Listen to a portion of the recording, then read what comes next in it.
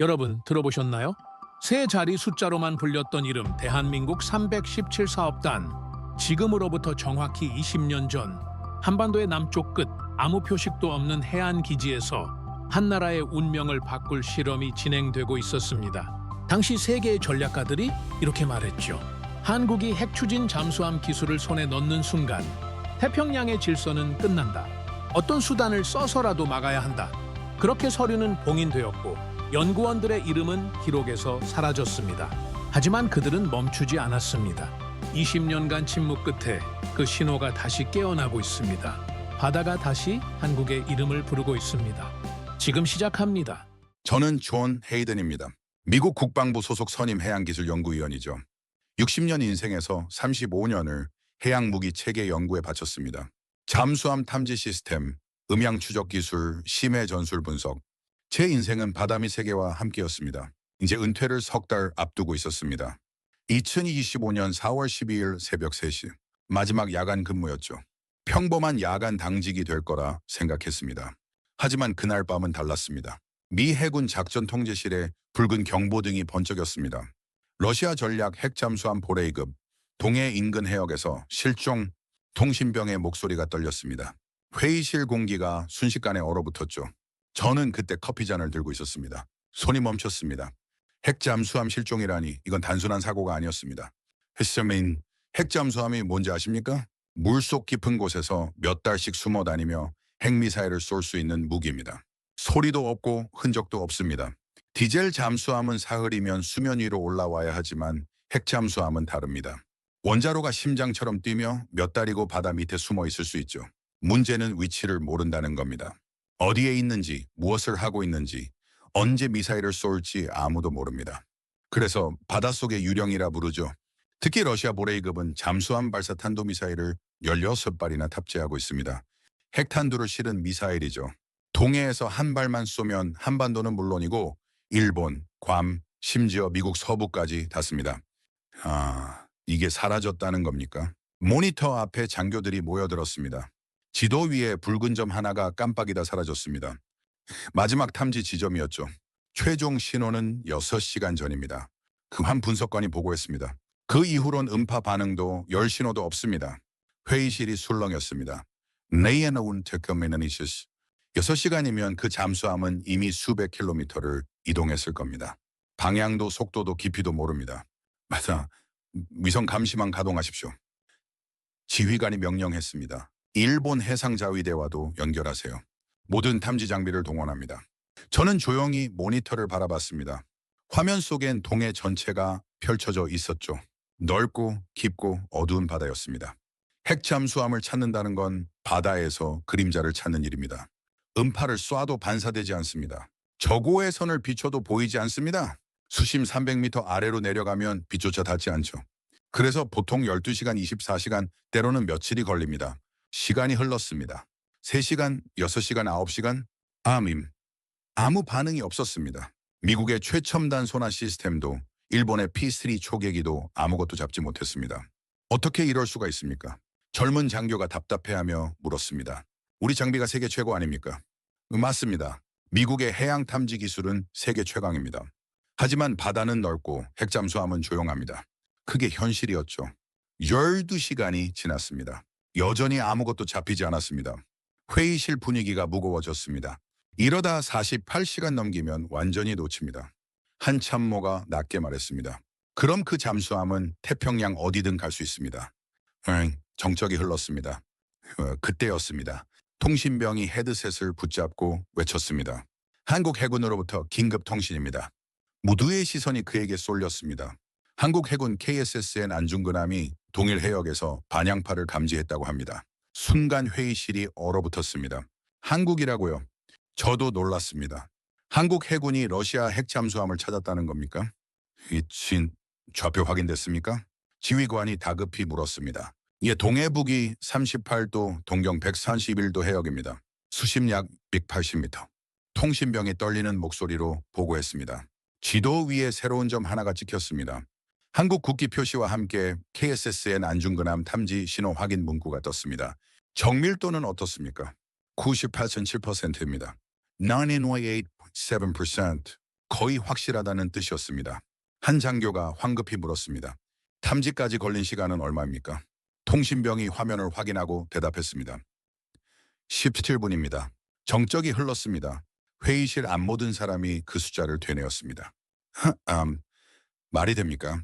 미국이 12시간 동안 못 찾은 잠수함입니다. 한국이 17분 만에 잡았다는 겁니까? 데이터 오류 아닙니까? 젊은 분석관이 의심스러운 표정으로 물었습니다. 장비 수준이 우리보다 한참 떨어지는데요. 하지만 화면 속 좌표는 명확했습니다. 탐지 시간도 정밀도도 모두 기록되어 있었습니다. 저는 천천히 숨을 내쉬었습니다. 17분, 그 숫자가 제 가슴을 두드렸습니다. 17분이라는 시간은 기적에 가까웠습니다. 보통 핵잠수함 탐지는 광범위한 수색부터 시작합니다. 수백 킬로미터를 소나로 훑고 음파 패턴을 분석하고 해류와 수온까지 계산해야 하죠. 그래서 최소 몇 시간, 보통은 하루 이상 걸립니다. 그런데 17분이라니, 이건 탐지가 아니었습니다. 감각이었습니다. 한국은 바다를 계산한 게 아니라 바다와 대화하고 있었던 겁니다. 정말입니까? 한 장교가 다시 물었습니다. 한국이 정말 찾았단 말입니까? 지휘관이 고개를 끄덕였습니다. 위성으로 재확인하십시오. 한국이 보낸 좌표 주변을 집중 감시합니다. 10분 후 결과가 나왔습니다. 확인됐습니다. 프레시리오 보레이급 맞습니다. 회의실이 술렁이었습니다. 정말이었습니다. 후이유면 한국이 해냈습니다. 저는 화면 속 숫자를 바라봤습니다. 17분. 그리고 그 옆에 작게 표시된 함정 이름 KSSN 안중근함. 제 손이 천천히 모니터 위를 따라갔습니다. 탐지 프로토콜 코드가 보였습니다. 3는 세로논. 그 순간 오래된 기억 하나가 떠올랐습니다. 20년 전 남해의 어느 연구소 317 사업단. 20년 전 세상이 봉인했던 그 이름, 실패했다고 불가능하다고 너무 이르다고 했던 그 프로젝트. 그런데 그 숫자가 지금 바다 밑에서 다시 깨어난 겁니까? 저는 천천히 눈을 감았습니다. 20년 만입니다. 20년 만에 그 숫자가 다시 숨을 쉬고 있었습니다. 회의실은 여전히 술렁였습니다. 한국의 탐지 기록을 믿을 수 없다는 목소리도 있었고 어떻게 가능했느냐는 질문도 쏟아졌습니다. 하지만 저는 알고 있었습니다. 이건 우연이 아니라는 걸. 이건 하루아침에 만들어진 기술이 아니라는 걸. 이건 20년 전 바다 밑에서 시작된 약속의 응답이라는 걸. 제 머릿속에 한 사람의 얼굴이 떠올랐습니다. 김도혁 박사. 2004년 남해 연구소에서 마지막으로 만났던 그 사람. 우리가 실패한 게 아닙니다. 세상이 준비되지 않았을 뿐입니다. 그가 남긴 마지막 말이 제 귓가에 맴돌았습니다. 그래, 이제 세상이 준비된 겁니까? 아니, 한국이 세상을 준비시킨 겁니까? 저는 천천히 자리에서 일어났습니다. 회의실 밖으로 나왔습니다. 복도는 조용했습니다.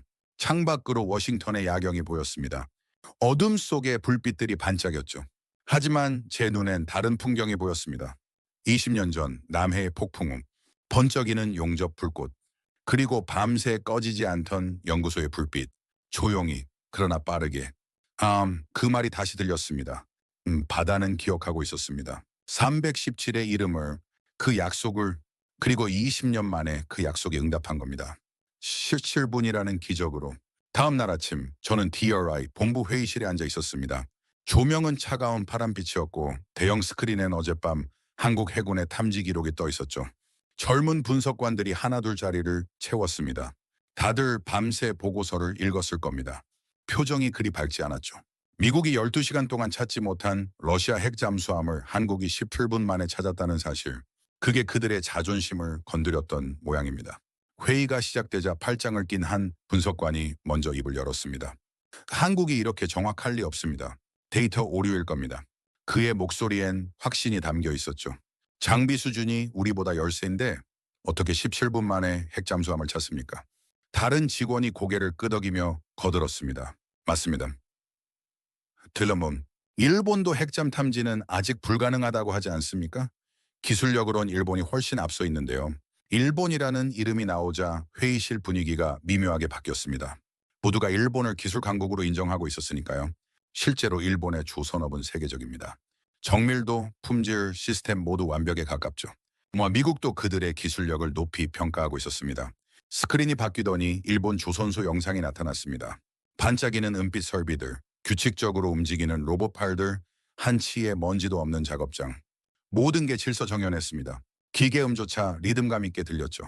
한 참모가 영상을 가리키며 말했습니다. 이 보십시오. 일본은 미국 기술을 그대로 적용합니다. 매뉴얼대로 완벽하게 복제해내는 나라 아닙니까? 누군가 덧붙였습니다. 정밀도로 따지면 세계 최고죠.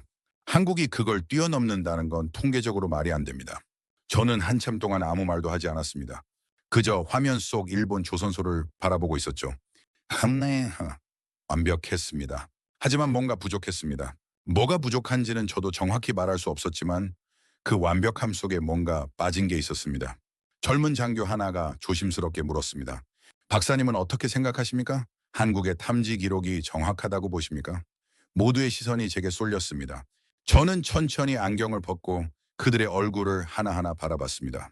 전나카나셴 군 젊었습니다. 자신만만했습니다. 숫자를 믿었고 데이터를 신뢰했습니다. 그들에겐 경험이 없었습니다. 바다 밑에서 무슨 일이 일어나는지 기술이 어떻게 만들어지는지 몰랐죠. 저는 조용히 입을 열었습니다. 일본은 모형을 완벽하게 만들었지 회의실이 순식간에 조용해졌습니다. 하지만 한국은 현실을 만들어냈어. 한 분석관이 눈살을 찌푸리며 물었습니다. 무슨 뜻입니까, 박사님? 저는 스크린 속 일본 조선소를 가리켰습니다. Here 모두가 화면을 바라봤습니다. 하지만 저건 전시용입니다. 저는 천천히 설명했습니다. Foreign 매뉴얼대로 만든 겁니다. 미국이 준 설계도대로 한치의 오차도 없이 따라 만든 거죠. 그게 나쁘다는 게 아닙니다. 헤나띠는 일본은 정말 뛰어나니까요. 복제 기술만큼은 세계 최고입니다. 저는 잠시 멈췄다가 목소리를 낮췄습니다. 그리브리, 하지만 한국은 달랐습니다. 한국은 매뉴얼이 없었어요. 회의실에 긴 정적이 흘렀습니다. 저는 계속 말했습니다. 한국은 누구한테도 배우지 못했습니다. 설계도도 없었고 기술 지원도 받지 못했죠. 그래서 실패했습니다. 근데 시험이다 봐. 수없이 실패했어요. 제 목소리가 조금씩 높아졌습니다. 밤새 용접하고 다시 뜯어내고 또 만들었습니다. 비가 와도 멈추지 않았고 폭풍우가 쳐도 불빛을 끄지 않았어요. 젊은 직원 하나가 조심스럽게 물었습니다. 그럼 그게 왜 더 낫다는 겁니까? 저는 그를 똑바로 바라봤습니다. 실패 속에서 배웠기 때문입니다. 일본은 정답을 외웠지만 한국은 정답을 만들어냈어요. 그게 차이입니다. 한 참모가 반박하려 했습니다. 하지만 기술 수준은 명확하지 않습니까? 저는 고개를 끄덕였습니다. 표면적으로는 그렇게 보이죠. 하지만 실전은 다릅니다. 바다는 매뉴얼대로 움직이지 않아요. 저는 창밖을 바라보았습니다. 워싱턴의 하늘은 맑았습니다. 구름 한 점 없이 푸른 하늘이었죠. 하지만 제 머릿속엔 다른 하늘이 보였습니다. 2010년 남해의 폭풍우, 번개가 치고 천둥이 울리던 그 밤, 그날 저는 처음으로 317이라는 숫자를 들었습니다. 박사님, 한 장교가 조심스럽게 물었습니다. 정말 한국이 그걸 해냈다고 믿으십니까? 저는 그를 바라봤습니다. 눈빛이 진지했습니다. 정말 궁금해하는 표정이었죠. 저는 천천히 대답했습니다. 믿는 게 아닙니다. 나는 봤어요. 20년 전에 회의실이 술렁였습니다. 20년 전이라니 무슨 말입니까? 젊은 분석관들이 서로를 바라보며 수군댔습니다. 저는 천천히 자리에서 일어났습니다. 2004년 가을의 사진 한 장이 떠올랐습니다. 남해안 어느 작은 항구였죠. 저는 그날을 기억합니다. 다워서셜리네르와 비행기에서 내렸을 때 느껴진 습한 공기, 바다 냄새, 그리고 뭔가 알 수 없는 긴장감. 미 해군기술연구소 파견연구원으로 한국을 방문한다. 명목상으론 기술 교류였습니다. 하지만 실제로는 달랐죠. 워싱턴에서 날아온 지시는 명확했습니다. 한국이 뭘 하고 있는지 확인하라. 당시 정보국은 한국이 독자적인 잠수함 기술을 개발 중이라는 첩보를 입수한 상태였습니다. 그게 어느 정도 수준인지 위험한 건지 확인이 필요했죠. 남해안으로 가는 길은 구불구불했습니다. 차창 밖으론 산과 바다가 번갈아 나타났습니다. 한국은 작은 나라였지만 풍경만큼은 역동적이었죠. 산이 많고 바다가 깊었습니다. 그날따라 하늘이 어두웠습니다. 먹구름이 몰려오고 있었죠. 연구소에 도착했을 때 이미 바람이 세게 불고 있었습니다. 연구소는 생각보다 작았습니다. 낡은 건물 몇 개와 컨테이너 같은 창고들이 전부였죠. 미국의 화려한 연구시설과는 비교할 수도 없었습니다. 솔직히 실망스러웠습니다. 이런 곳에서 핵추진 잠수함을 연구한다고 믿기지 않았습니다. 하지만 입구에 들어서자마자 느꼈습니다. 뭔가 다르다는 걸. 공기가 달랐습니다. 긴장감이 흘렀습니다. 특히 연구원들의 눈빛이 예사롭지 않았죠? 지쳐 보였지만 동시에 불타고 있었습니다. 김도혁 박사가 저를 맞이했습니다. 50대 중반쯤 돼 보였습니다. 얼굴엔 주름이 깊었고 손은 거칠었습니다. 현장에서 직접 일하는 사람의 손이었죠. 악수를 나눴을 때 그의 손에서 굳은 살이 느껴졌습니다. 헤이든 박사님, 먼 길 오시느라 수고하셨습니다. 그의 목소리는 낮았지만 단단했습니다. 사실 7사업단에 오신 걸 환영합니다. 저는 물었습니다. 317이 무슨 뜻입니까? 김 박사가 잠시 머뭇거리더니 대답했습니다. 심해 추진체 개발 프로젝트의 코드명입니다. 심해 추진체. 돌려 말하는 거였죠. 핵 추진 잠수함을 그렇게 부르고 있었습니다. 그가 저를 안으로 안내했습니다. 복도는 좁았고 조명은 어두웠습니다. 하지만 연구실로 들어서자 분위기가 완전히 바뀌었습니다. 칠판 가득 수식이 적혀 있었고 벽엔 설계도가 붙어 있었습니다. 컴퓨터 화면엔 3D 모델링이 돌아가고 있었죠. 젊은 연구원들이 밤새 일한 흔적이 역력했습니다. 커피잔이 여기저기 놓여 있었고 담요가 구석에 구겨져 있었습니다. 김 박사가 칠판 앞으로 걸어갔습니다. 그리고 분필을 들어 올렸습니다. 우린 전쟁을 준비하는 게 아닙니다. 헤이든 박사님. 그의 목소리가 떨렸습니다. 다시는 무릎 꿇지 않기 위해 이걸 만드는 겁니다. 그는 칠판 위쪽을 가리켰습니다. 거기엔 영어로 한 문장이 적혀 있었습니다. 조용히 그러나 빠르게. 저는 그 문장을 바라봤습니다. 단순했지만 강렬했습니다. 그게 그들의 신념이었습니다. 밖에서 천둥이 쳤습니다. 폭풍우가 시작되고 있었습니다. 그 다음 해 2005년 봄이 왔습니다. 그날은 날씨가 맑았습니다. 겨울 내내 몰아쳤던 폭풍우가 멈추고 남해는 거울처럼 잔잔했죠. 저는 그때 미국으로 돌아간 뒤였지만 김도혁 박사로부터 이메일을 받았습니다. 짧은 문장 하나였습니다. 늘의 날 시험 내온 시험합니다. 그게 전부였죠. 무슨 시험인지 어떤 결과를 기대하는지 적혀 있지 않았습니다. 본의한 하지만님은 하면 저는 알았습니다. 317사업단이 마침내 그 순간을 맞이한다는 걸. 남해 실험 수역이었습니다. 새벽 5시 해가 뜨기 전이었죠. 연구소 인원들이 모두 작은 감시선에 올랐습니다. 김 박사는 밤을 새웠다고 했습니다. 운운이 충혈돼 있었지만 표정은 단단했죠. 그들이 만든 시제품 추진체가 물속 깊은 곳에서 가동될 예정이었습니다. 성공하면 한국 최초의 핵추진 시스템 실험이 되는 겁니다. 실패하면 몇 년간의 노력이 물거품이 되는 거였죠. 바다는 고요했습니다. 파도 하나 없었습니다. 수평선 너머로 해가 천천히 떠올랐습니다. 붉은 빛이 바다를 물들였죠. 김 박사가 무정의를 들었습니다. 시작합니다. 그의 목소리가 떨렸습니다. 와이나 긴장한 게 느껴졌습니다. 수심 280m 아래에서 추진체가 가동됐습니다. 화면 속 그래프가 움직이기 시작했습니다. 소나 반응, 열신호, 진동 수치. 모든 데이터가 실시간으로 올라왔죠. 연구원들이 숨죽이며 화면을 바라봤습니다. 10초, 20초, 30초. 시간이 느리게 흘렀습니다. 그리고 그 순간이 왔습니다. 소나 반응이 사라졌습니다. 완전히 사라졌습니다. 화면 속 그래프가 평평해졌습니다. 열 신호도 감지되지 않았습니다. 진동도 없었습니다. 마치 그 추진체가 바닷속에서 증발한 것처럼 보였죠. 공백입니다. 한 연구원이 외쳤습니다. 방영 50km 탐지망에서 완전히 사라졌습니다. 김 박사의 손이 떨렸습니다. 그는 무정의를 꽉 쥐었습니다. 확인합니다. 다시 한번 확인합니다.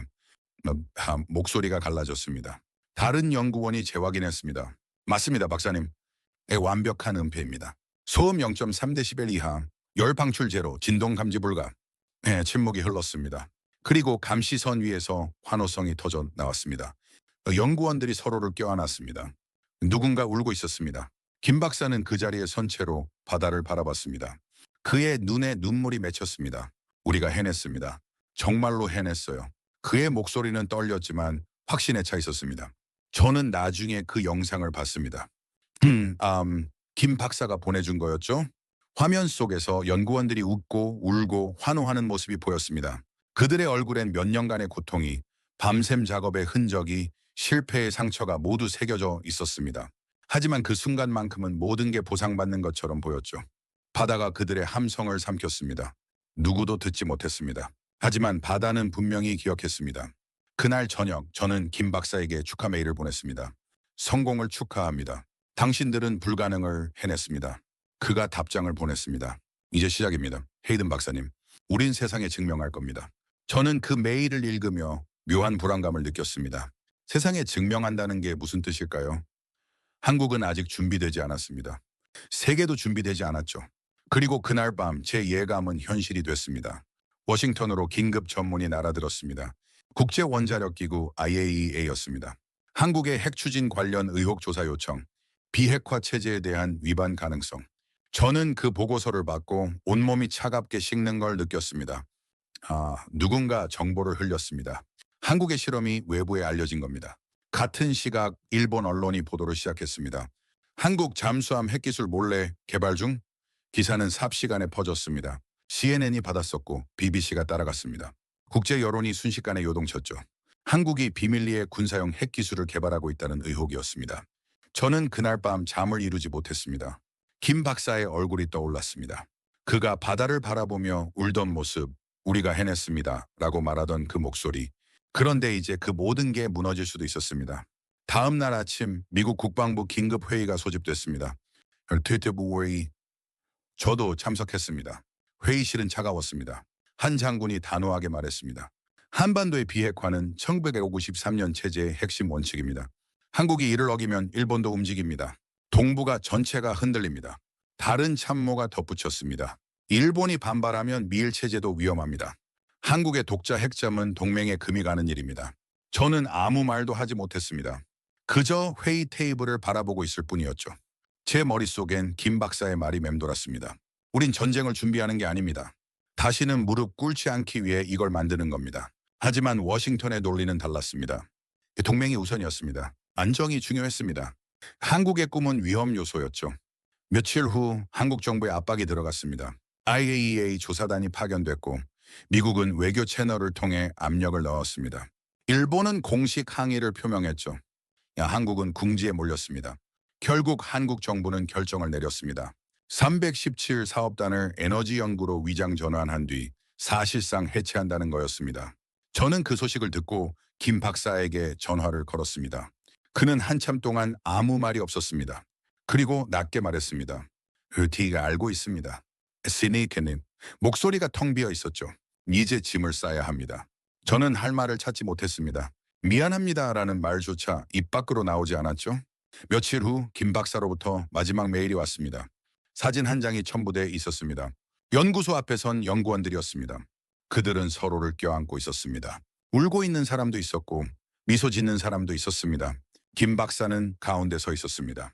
그의 표정은 담담했습니다. 메일 본문엔 짧은 문장 하나만 적혀 있었습니다. 우리가 실패한 게 아닙니다. 세상이 준비되지 않았을 뿐입니다. 그 문장이 제 가슴을 때렸습니다. 이게 기술은 외사노노와외사세스입니다. 바다는 증명했습니다. 하지만 역사는 허락하지 않았습니다. 정치가 기술을 막았습니다. 불안이 꿈을 봉인했습니다. 저는 그날 오랫동안 그 사진을 바라봤습니다. 연구원들의 얼굴 하나하나를 기억하려 했습니다.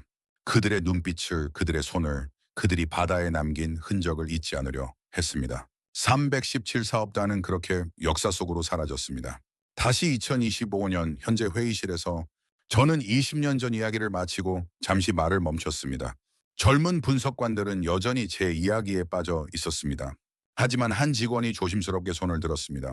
박사님, 그럼 결국 317 사업단은 실패한 거 아닙니까? 솔직한 질문이었습니다. 20년이 지났는데 왜 지금 갑자기 성공한 겁니까? 또 다른 분석관이 끼어들었습니다. 샤마, 그리고 여전히 이해가 안 됩니다. 일본이 기술적으로 더 앞서 있지 않습니까?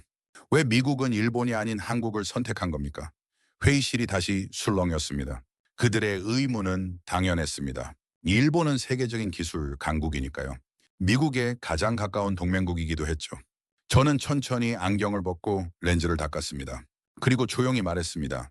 일본과 한국의 차이를 아십니까? 모두가 저를 바라봤습니다. 기술 수준 차이 아닙니까? 한 직원이 대답했습니다. 저는 고개를 저었습니다. 아닙니다. 철학의 차이입니다. 스크린이 바뀌었습니다. 일본 조선소 영상이 다시 나타났습니다. 정돈된 작업장, 규칙적인 로봇팔, 완벽한 용접선. 모든 게 교과서처럼 정확했습니다. 일본을 보세요. 완벽합니다. 미국이 준 매뉴얼을 한치의 오차도 없이 따릅니다. 그게 일미된 일본의 강점이죠. 저는 잠시 멈췄습니다. 하지만 그게 제 한계이기도 합니다. 무슨 뜻입니까? 젊은 장교가 물었습니다. 저는 화면을 가리켰습니다. 일본은 설계도대로 만듭니다. A라는 문제엔 A라는 해결책을 적용하죠. 완벽하게 작동합니다. 하지만 A가 아닌 상황이 오면 어떻게 됩니까? 회의실이 조용해졌습니다. 매뉴얼을 찾습니다. 본부에 문의합니다. 승인을 기다립니다. 저는 다른 영상을 띄웠습니다. 한국 거제의 조선소였습니다. 괜히 비가 내리는 밤이었습니다. 작업자들이 용접하고 있었죠. 불꽃이 사방으로 튀었습니다. 질서정연하지 않았습니다. 근데 완벽하지도 않았습니다. Sir, 한국을 보십시오. 네, 매뉴얼이 없었습니다. 실행을 직접 만들어시했죠. 제 목소리가 낮아졌습니다. 수없이 실패했어요. 하지만 그 실패 속에서 배웠습니다. A도 아니고 B도 아닌 상황에서 살아남는 법을요. 한 참모가 반박했습니다. 하지만 그건 비효율적 아닙니까? 일본처럼 정확하게 따라하는 게 더 안전하죠. 저는 고개를 끄덕였습니다. 평상시엔 그렇습니다. 하지만 전장은 다릅니다. 저는 어제의 탐지 기록을 다시 띄웠습니다. 17분, 일본은 이 속도를 낼 수 없었습니다.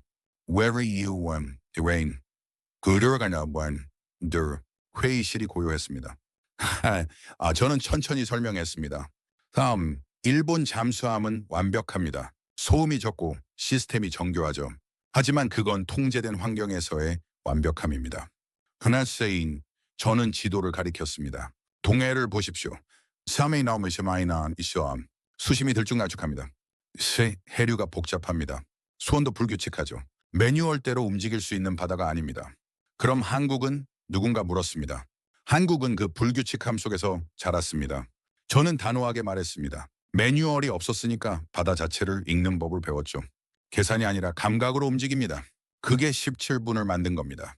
한 분석관이 여전히 의심스러운 표정으로 물었습니다. 하지만 박사님, 감각만으로는 부족하지 않습니까? 결국엔 기술 아닙니까? 저는 잠시 생각했습니다. 그리고 천천히 대답했습니다. 기술은 도구입니다. 하지만 도구를 쓰는 건 사람이죠. 일본은 도구를 완벽하게 만들었습니다. 한국은 사람을 단련시켰어요. 그게 차이입니다. 회의실에 긴 침묵이 흘렀습니다. 저는 창밖을 바라봤습니다. 워싱턴의 하늘은 여전히 맑았습니다. 하지만 제 머릿속엔 2004년 남해의 폭풍우가 보였습니다. 김도혁 박사가 비를 맞으며 서 있던 모습, 그의 거친 손, 그리고 그가 제게 했던 마지막 말. 분위기끼리 세상이 준비되지 않았을 뿐입니다. 저는 돌아서서 젊은 직원들을 바라봤습니다. 일본은 틀리지 않았습니다. 그들의 방식도 훌륭하죠. 하지만 한국은 달랐습니다. 허락받지 않았기에 스스로 길을 만들어야 했어요. 제 목소리가 조금씩 높아졌습니다. 그리고 그 길이 20년 만에 세상 앞에 나타난 겁니다. 17분이라는 기적으로요. 한 젊은 장교가 천천히 고개를 끄덕였습니다. 이제 조금 이해가 됩니다, 박사님. 그의 목소리가 진지했습니다. 한국은 배운 게 아니라 배우게 만든 나라였군요. 저는 미소 지었습니다. 그렇습니다. 그게 진짜 기술 강국의 의미입니다. 복제가 아니라 창조죠. 그로부터 몇 달이 흘렀습니다. 저는 은퇴를 앞두고 있었습니다. 배지를 내려놓은 뒤 공식적으론 휴직 처리됐지만 사실상 끝이었죠. 60년을 살았고 그중 35년을 해양기술연구에 바쳤습니다. 이제 정리할 시간이었습니다. 집에서 오래된 자료들을 정리하고 있었습니다. 보고서들, 사진들, 그리고 20년 전 한국에서 가져온 메모들. 2025년 10월 29일 저녁이었습니다. 뉴스를 나시 바로 메이션습니다. 별 관심 없이 화면을 바라보고 있었는데 갑자기 속보가 떴습니다. 에이페치 경주 정상회담, 한미 정상회동. 저는 몸을 일으켰습니다. 트럼프 대통령이 국빈 방문 중이라고 했습니다. 글쎄긴 화면이 바뀌었습니다. 경주 국립박물관 앞이었습니다. 환영식이 열리고 있었죠. 이재명 대통령과 트럼프 대통령이 나란히 서 있었습니다. 카메라가 두 정상을 비췄습니다. 그리고 회담장으로 이동하는 장면이 나왔습니다. 몇 시간 후 공식 브리핑이 시작됐습니다. 한국 대통령실 국가안보실장이 마이크 앞에 섰습니다. 이 대통령은 회담에서 북한 핵 위협에 대응하기 위한 한국의 핵 추진 잠수함 도입 필요성을 설명했습니다. 저는 숨을 멈췄습니다. 핵 추진 잠수함이라니 저 말은 곧 3.17을 의미하는 거였습니다. 기다네드 보르마이틴 미니게스링 미세sur삼이엔 트럼프 대통령은 북한의 핵 잠수함 건조 등 여건 변화에 따라 한국이 핵 추진 잠수함 능력을 필요로 한다는 데 공감을 표하면서 후속 협의를 해나가자고 했습니다. 저는 화면에 못 박힌 듯 서 있었습니다. 공감을 표했다고요? 트럼프가 한국의 핵잠 도입에 공감을 표했다니. 그날 밤 저는 잠을 이루지 못했습니다. 이렇게 뉴스를 계속 봤습니다. CNN, BBC, 알자지라 모든 채널이 같은 소식을 다뤘습니다. 미국이 한국의 핵잠 능력을 지지한다는 내용이었습니다. 20년 만입니다. 20년 만에 미국이 입장을 바꾼 겁니다. 다음 날 아침 더 놀라운 소식이 들려왔습니다. 트럼프 대통령이 트루스 소셜에 글을 올렸다고 했습니다. 저는 급히 휴대폰을 꺼냈습니다. 화면 속에 트럼프의 글이 떠 있었습니다. 한미 군사동맹은 어느 때보다 강력하다. 나는 한국이 현재 보유한 구식이고 기동성이 떨어지는 디젤 잠수함 대신 핵 추진 잠수함을 건조할 수 있도록 승인했다. 승인했다. 그 단어가 제 눈에 박혔습니다. 승인, 유연함만 아니턴. 20년 전엔 거부였습니다. 압박이었습니다. 봉인이었습니다. 하지만 지금은 승인이었습니다. 저는 휴대폰을 든 채로 한참 동안 서 있었습니다. 손이 떨렸습니다. 눈가가 뜨거워졌습니다. 저는 창밖을 바라봤습니다. 워싱턴의 아침은 맑았습니다. 하늘이 푸르렀습니다. 하지만 제 머릿속엔 2004년 남해의 폭풍우가 보였습니다. 김도혁 박사가 비를 맞으며 서 있던 모습. 그가 제게 했던 마지막 말. 세상이 준비되지 않았을 뿐입니다. 이제 세상이 준비된 겁니까? 아니, 한국이 세상을 준비시킨 겁니까? 저는 오래된 보관함을 열었습니다. 거기엔 20년 전 김도혁 박사가 보낸 마지막 사진이 있었습니다. 연구소 앞에 선 연구원들의 모습. 그들은 울고 있었고 웃고 있었고 서로를 껴안고 있었습니다.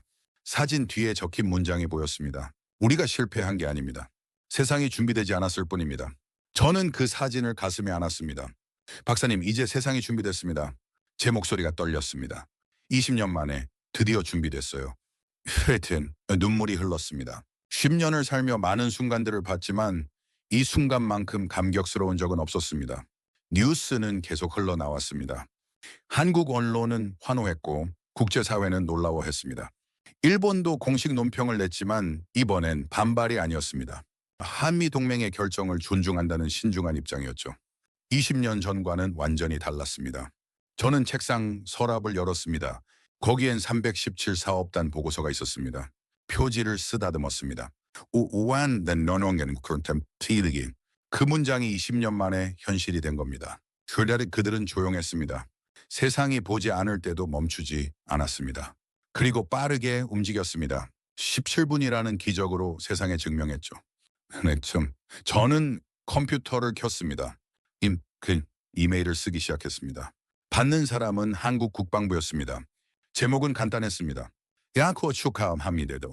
본문엔 짧은 문장 하나만 적었습니다. 20년 전의 약속이 드디어 이루어졌습니다. 317의 이름으로 축하합니다. 메일을 보내고 나서 저는 창밖을 바라봤습니다. 저 멀리 포토맥 강이 보였습니다. 강물이 흐르고 있었습니다. 20년이라는 시간도 그렇게 흘렀습니다. 멈추지 않고 조용히 그러나 확실하게. 휴대폰이 울렸습니다. 모르는 번호였습니다. 받았습니다. 헤이든 박사님이십니까? 한국어 억양이 섞인 영어였습니다. 네, 그렇습니다. 제가 대답했습니다. 저는 한국 국방부에서 연락드립니다. 목소리가 밝았습니다. 박사님께 초청장을 보내드리고 싶습니다. 초청장이라니요? 저는 놀랐습니다. 네, 곧 진행될 행사에 박사님을 모시고 싶습니다. 그는 잠시 멈췄습니다. 317의 증인으로서 말입니다. 그 말이 제 가슴을 두드렸습니다. 기꺼이 가겠습니다. 제가 대답했으면 대답했습니다. 그놈은 언제든지요. 통화를 끊고 저는 다시 창밖을 바라봤습니다. 이제 저는 돌아가야 했습니다. 20년 전 떠났던 그 바다로. 그리고 이번엔 실패가 아니라 성공을 보러 가는 겁니다. 봉인이 아니라 부활을 목격하러 가는 거죠. 저는 오래된 가방을 꺼냈습니다. 짐을 싸기 시작했습니다. 20년 전 보고서, 사진들, 그리고 김도혁 박사의 마지막 편지. 대표인된 모든 걸 챙겼습니다. 이제 그 이야기를 마무리할 시간이었습니다. 2달 후 저는 한국에 있었습니다. 인천공항에 내렸을 때 느꼈던 공기를 기억합니다. 20년 전과 똑같았습니다. 습하고 따뜻했고 바다 냄새가 났죠. 하지만 모든 게 달랐습니다. 공항은 더 크고 화려해졌고 사람들은 더 자신감 넘쳤습니다. 흔히 아버스음 한국은 성장했습니다. 거제 조선소로 향했습니다. 그곳에서 특별 행사가 열린다고 했습니다. 차를 타고 가는 내내 창밖을 바라봤습니다. 푸리 이제 바다가 보였습니다. 남해 섬드나 에세리더 레이버 슈퍼입니다. 20년 전 317사업단이 있던 그 바다였죠. 조선소에 도착했을 때 많은 사람이 모여 있었습니다. 군 관계자들, 연구원들, 언론까지. 그리고 거대한 잠수함 하나가 도크에 서 있었습니다. 검은 선체에 햇빛이 반사됐습니다. 위험이 느껴졌습니다. 흔치 한 명이 선명했습니다. 이제 KSSN 안중근함, 에큐스리의 행사가 시작됐습니다. 국방부 장관이 연설했습니다. 이 잠수함은 단순한 무기가 아닙니다. 우리 국민의 의지가 만든 결과입니다. 그의 목소리가 울렸습니다. 20년 전 우리는 꿈을 꿨습니다.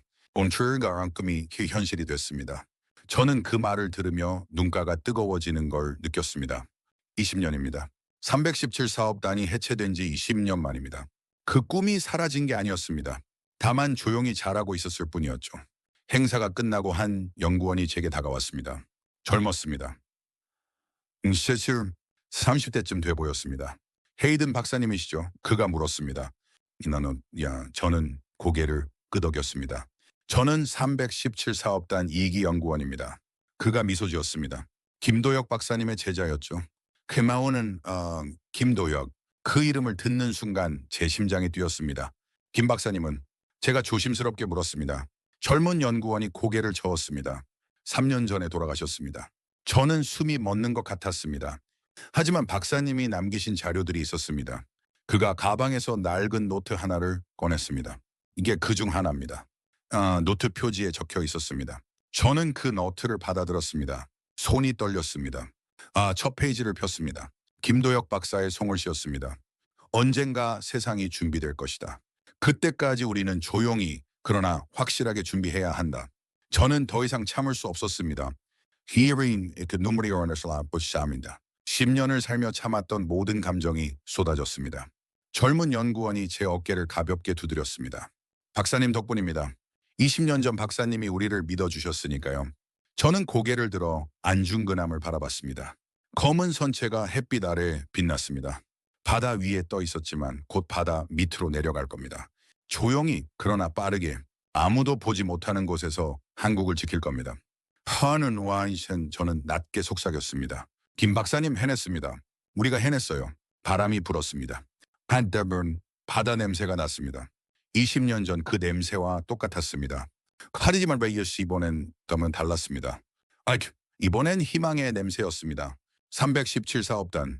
사람들은 그걸 실패라 했지만 바다는 그걸 약속이라 불렀습니다. 그리고 그 약속은 지켜졌습니다. 오늘 이야기는 여기까지입니다. 여러분은 어떻게 보셨습니까? 20년 전 실패했다고 여겨졌던 317사업단. 그 꿈이 2025년 17분의 기적으로 돌아왔습니다. 세상이 막았지만 포기하지 않았고 조용히 준비했고 마침내 증명해냈습니다. 미국 트럼프 대통령이 승인한 한국의 핵추진 잠수함. 이건 하루아침의 성과가 아니라 20년을 견뎌낸 신념의 결과였습니다. 만약 이 이야기에서 대한민국이 정말 자랑스럽다고 느껴지셨다면 댓글에 한국 파이팅이라고 남겨주세요. 여러분의 한마디가 또 다른 감동을 확산시키는 힘이 됩니다. 다음에도 따뜻한 이야기로 찾아뵙겠습니다. 행복한 하루 되세요. 시청해주셔서 감사합니다.